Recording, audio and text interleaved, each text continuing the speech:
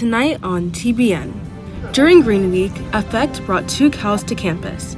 Carol speaks with a local farmer from Shenandoah to learn more about where our milk in the dining hall comes from. Hannah Schijano sits down with 2 more senior recruited athletes, Hannah Shapiro and David Medina, to discuss their motivations to continue to pursue their sports at the collegiate level. TBN gets a behind-the-scenes look at how Master shows support for the on-campus bee population by leaving parts of the lawns unmowed. All this and more next. Good evening and welcome to the Tower Broadcast Newsroom. I'm Azaria Charles. And I'm Zara Suvanto. Zari and I are so excited to be your new executive producers for the 2023-2024 school year. We're recapping and following the latest news. On May 21st, the head proctors led a passing the torch ceremony at Park Cottage to welcome the new proctors for the 2023-2024 school year. TBN correspondents Anna Moscato and Hassan Saad took a closer look at how some of our proctors navigate their responsibilities in the dorm. In the recent light of the proctor choosing ceremony at morning meeting and the passing of the torch at Park Cottage, TBN wanted to know more about what it entails to be a proctor and what this role means to the people who live it every day.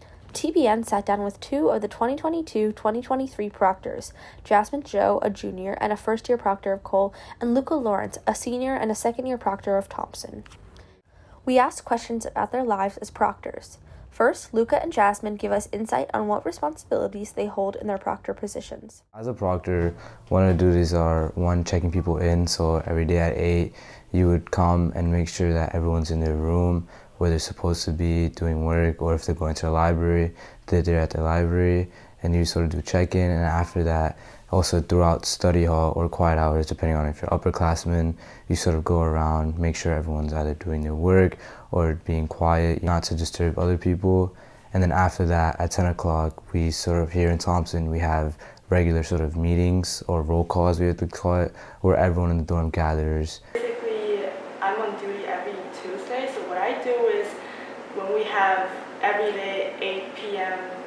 Dorm meetings, the proctors who's on duty are gonna shout, count off, and then we lead the meeting, we do announcement. Now, leadership positions as big and time-consuming as this one can seem daunting. The proctors explain what motivated them to apply. I'm a new freshman, but because of the pandemic, I stayed in China for a whole year. I came to America my sophomore year, which is last year. It just, it makes me anxious because you know how people say the year of 9th grade is like a year for transitioning, and I missed that year, so I was quite nervous entering the whole master's and the boarding community. And then I came here and I have to quarantine, and I was just all this nerve-wrack, and I literally remember my first time showering in the dorm. I had to ask my proctor. I was like, oh, where should I put my bathrobe, stuff like that. But all my former proctors last year, all 4, they're all very helpful, and I think they really inspired me to be a proctor, to continue this welcoming atmosphere and just try to make people feel belong. Looking into next year with the choosing of the new proctors, we asked Luca and Jasmine what their best advice would be to hand down to the upcoming proctors. This is what they had to say. I think it's definitely the ability to communicate and actually confronting people, because at the beginning of the year, whenever if I saw a 10th grader or 9th grader taking a shower or doing skincare in the bathroom during study hall, I would feel should I just not stop her? But now I learned, you just have to confront and communicate more, and I speak more. I would say the biggest advice is honestly lean on your team, right? Although you are an individual proctor, there's also a team of proctors that you're with, right? Whether that's 4 or 5 other people, really make sure you lean on them, whether that's planning events or just leading the meetings. You guys really need to support each other and have each other's back. I will say being a boarder is definitely, you're far away from home, but honestly to me this is my second home. Being in an environment where I'm surrounded by 30 other people, it generally does feel like we have a tight little family. TBN would now like to congratulate all the new proctors selected for next year. TBN, Hassan Saad, and Anna Moscato. It was great to see a closer look at how much work goes into being a proctor and caring for our peers. In our last episode, Hannah Schijano sat down with 4 committed athletes. Now she sits down with 2 more of our committed athletes, David Medina and Hannah Shapiro.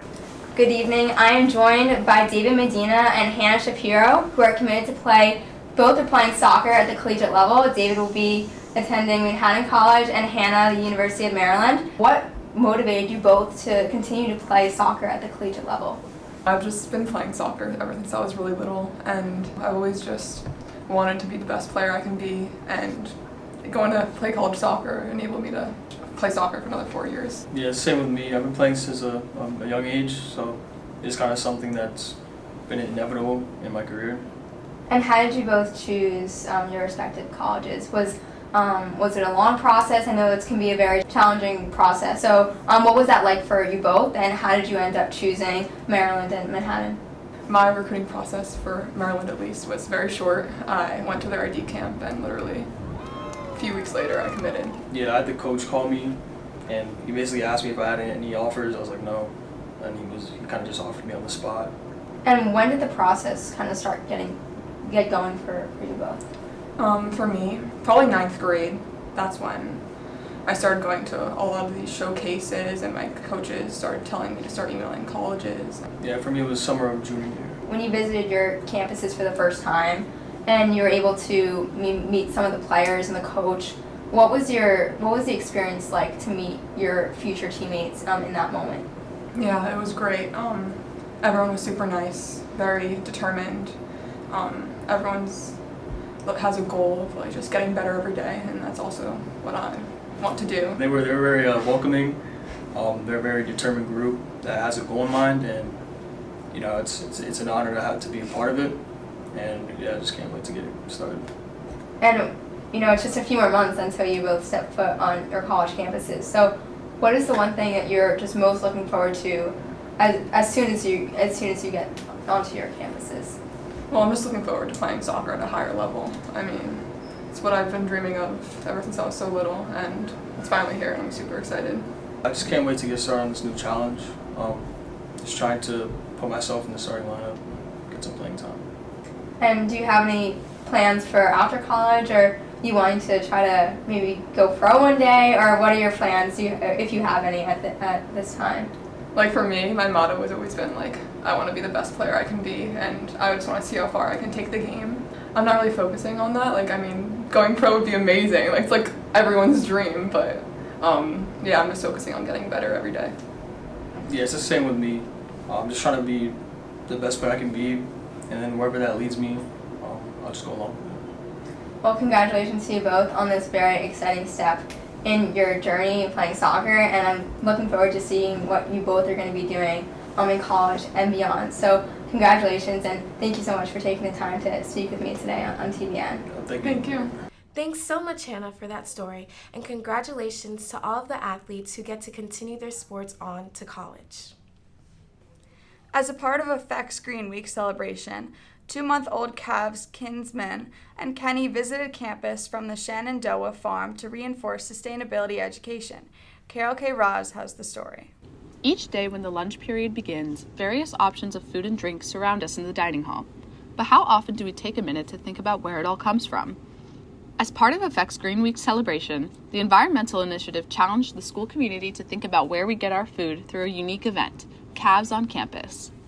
2-month-old calves Kinsman and Kenny visited from Shenandoah Farm, a 1,000-acre family-owned farm in Dutchess County, New York that supplies Masters with all its milk products.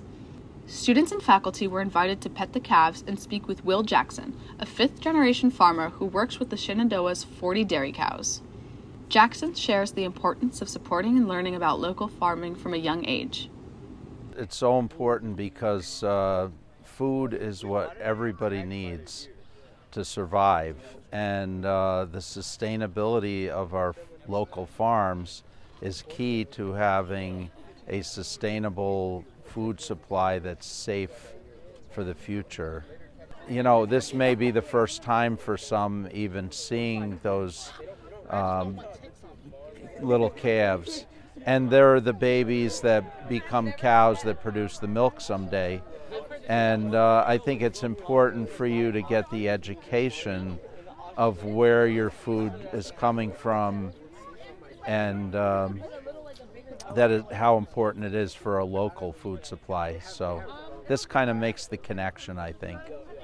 By integrating real-life experiences with classroom learning, EFFECT aims to instill a deeper understanding of sustainability among students and empower them to make conscious choices that benefit the environment. EFFECT co-chair Bobby Callaghy talks about the impact he hopes the calves will have on the community. We intentionally chose calves or animals because I think that just draws more students in. So we chose calves, for example, because obviously they're adorable, but I think they also provide a really, really interesting lesson to learn about sustainability and farming, because I know that a lot of commercial farms are widely spread around the media, but being able to see kind of that different side of sustainably farmed, local sourced milk from little cows like that are obviously mama cows. But I think that there was a really amazing mission, and I think it hopefully got a point across. As one of the last events in this year's Green Week, the Cavs gathered the attention and participation of students across campus for one last lesson in environmental consciousness. Carol Kairaz, TBN, the Masters School. Wow, that was such a unique way to celebrate Green Week. That was amazing. Next up, Alex Williams, TBN correspondent, gives us a sports spring season wrap-up. Spring season has sprung, and athletics are done. Some of our sports teams were electrifying. Here's a recap of the spring season. America's pastime, baseball. The varsity baseball team this year was run by head coach Neil Jaggernaut and assisted by 4 other coaches. This season, freshman Maddie Barnes took the field. This is the first time a girl has been a member of the baseball team in school history. This is also the first full baseball season since the 2019 pandemic. Out of their 11 games, the baseball team beat the Worcester School, York Prep, and Birchworth and Lennox, ending the season with a 27% win rate. Golf. This year's team was led by head coach Gregory Schlapp. This year was also the first year that a varsity girls team was able to be formed. The Masters School does not have a golf course. Mr. Condon calls the golfers the most versatile team on campus. They play anywhere they can. Lacrosse. This year, the boys varsity team was led by head coach Ricardo Williams. Our boys varsity team ended the season with a 0-4 record. On the other hand, girls varsity lacrosse dominated. During the season, the girls team was able to achieve a 5-game win streak, with top scorer Sabine Godwin, who was able to average over 4 points per game. In total, the girls team was able to snatch 5 victories out of their 8 games. The boys varsity tennis team had 9 games. This team has an elite squad of 14 dedicated members. Seniors Tim Yang, Ishan Nakam, and William Komara have played their last game of tennis for the Masters School, winning their senior game 5-1. The track and field team has made history this year. It is by far the biggest roster for spring track the school has ever seen, and with the strong leadership of head coach Luciano Fiore, the track team has become a staple of our school. This year, the team was able to qualify for NICE's championships on Eakin Stadium on May 24th. Mr. Mook describes our performance perfectly. On both the girls' and the boys' sides of the meet, the theme was execution. One runner was able to achieve 3 school records out of his 4 events. Jake Mason smashed the records for the 100-meter dash, the 200-meter dash, and the boys' 4x100-meter relay, with Ian Stein, Nicholas Lusarde, and Demi Oni. In fact, the 4x100 was so impressive that it was just a 1/10 of a second off from qualifying for the New Balance National Championships meet in June. Boys varsity volleyball is a staggering success story. The Masters team was able to make it to NICE's after winning 6 of their 13 games in the regular season. The volleyball team this year dominated, with 10 seniors and a 17-member roster. Masters volleyball was able to beat the Dwight School 3-1 and advance to the next round of NICE's. Sadly, Horace Mann was able to stop the team in a close-fought game, ending in a 0-3 loss for our school. The spring season has been one of the most thrilling and entertaining. Alex Williams signing off. Thanks so much, Alex, and congratulations to all the athletes who successfully completed their spring season sports. This May, as everyone is pulling out their lawn mowers, Masters decided to do something different. Certain parts of campus are being left unmowed so that wildflowers and clover can grow and help support the bee population. TBN correspondent Jake Karamefidovich sits down with Craig Dunn and Dr. Paula Chu. My name is Jake Karamefidovich, here for TBN, and today I interviewed some people looking into the health of the bees on campus in No Mow May. First, I interviewed Mr. Craig Dunn, looking at the health of the bees on campus. So, when did you start the beehives? 2017. I came here in 2015 to run a maintenance department, And I got involved with somebody talking about bees, and we decided to bring a couple of hives on campus in 2017. They asked me to be the beekeeper, and I said yes. So that's how we got here. And what did you start with, and where are you now? The first year we started with a hive, one hive, which unfortunately died before the end of the season, so we never really got anything from the hive in honey. But we learned a lot from that first disaster. I had hired a beekeeper who really wasn't a beekeeper to help me, and I really didn't learn what I needed to learn the first year, and it ended up costing us the hive. So. And how much honey do these beehives produce? Well, since 2018 we had 2 hives. 2019 we had 3 hives, and then this year we added another hive. Actually, the bright hive you see there is a split hive. I split one of the hives off, and we get. I think this year I could get 100 pounds of honey, and that's only taking half of what the bees have. I never rob the hives of all the honey. I leave that for them so they can survive the winters. So I only take what they don't need, and then I leave the hives alone. But I think at the way things are going, I think we'll get 100 pounds this year of honey. Next, I interviewed Dr. Chu to look at her inspiration for No Mo May. Got it from our daughter. I'd heard of it, I think, like last year or the year before or something like that, and then, but it blew by. It's sort of the way you notice, what's that one where the guys don't shave, and you don't notice it until it's like almost over, right? But this time I was determined.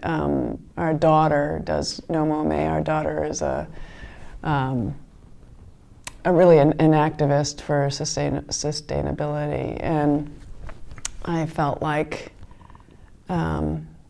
we have these vast swaths of green here at Masters, and there's really no need. In fact, lawns, I think, in the generations to come will think, what were we thinking? You know, having the grass, it's terribly, terribly demanding of resources, and so we can easily afford to not mow. And so Ms. Danforth and I brought the idea to Mr. Dunn, and we knew that he would be game for it because he's all about the bees. He just loves his hives, and they're doing so well. In fact, noticeably better since we've done No Mo May, and just small segments of campus. Even that has made a difference. My mom always said, leave every situation better than you found it, and it makes it really difficult right now, given the world that we're in, to feel like you can leave a situation better than you found it. The earth is struggling so. But I really believe in the precept of think globally, act locally, and I want Masters to be part of the solution. Thank you for joining me today to look at the correlation between the bees and No Mo May. My name is Jake Kermafedovich, here for TBN. Spring season calls for the stress of finals. TBN correspondents Will Lovett and Matthew Hankin interviewed school guidance counselors for some helpful tips as the school year comes to an end. Final season is coming up, so we met with the 3 school counselors at Masters for tips on how to deal with the stress that comes with the upcoming finals. Make self-care a lifestyle, not just something, think beyond finals, make it a lifestyle. Self-care is very important to remember during a final as well. Ms. Carbone shares a few ways to ease your stress during a final. Practice some breathing exercises we've learned in various classes. Certainly with the Mindfulness Club, we reinforce taking a moment to pause, take a deep breath, push the reset button. You can always do that. And if you find yourself that you're spending too much time on one question, you can always go back. Don't listen to the negative self-talk as you're taking the exam. But you could, and if mindful breathing isn't what works for you, practice some distraction exercises. You can, just take a look around the room and for a minute just literally just take a moment to notice the surroundings in your room and then look back down on the test. It's all about taking a pause. You can always push the reset button. Miss Whitney shared a few strategies to take good care of yourself during this stressful time. I think it's safe to say that stress might be a normal, natural part of this experience in terms of finals. There's nothing wrong with that. I think what you mentioned is very important in terms of paying attention to what signs or signals your body is telling you in terms of what is feeling uneasy. I think we need to expect that and know that you will be okay. Ms. Carbone shares the importance of recognizing your stress and how to deal with it once recognized. And just acknowledge if we're feeling stressed. It doesn't have to define your whole day. It doesn't even have to define, half your day, or even in the moment you can acknowledge it, recognize it, and say, okay, I'm stressed. Take a moment, take a pause. It doesn't have to be your enemy.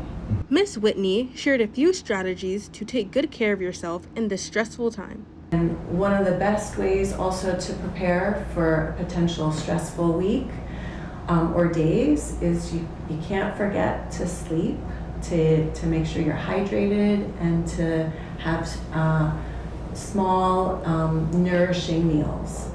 I think it's important to surround yourself around supportive friends that want to see you do well. Avoid friends that are talking negative and trying to downgrade your mood. We hope these health tips help you get through your final exams, and good luck. Here are a few resources to keep in mind if you're feeling overwhelmed. Thanks so much, Willow and Matthew. I will definitely be using these tips in the future. Same here, Zori. With finals coming up, stress is definitely in the air, and these tips were very helpful. And that's all we have time for here tonight, folks, on Tower Broadcast News. Make sure to subscribe to the YouTube Tower Broadcast News and follow Masters at Tower on Instagram and Twitter. I'm Azaria Charles. And I'm Zara Suvanto. This will be the last full TBN episode for the school year. Thank you so much for following along on the journey, and we are so excited to be your new executive producers for next school year. Have a great night and a fantastic summer.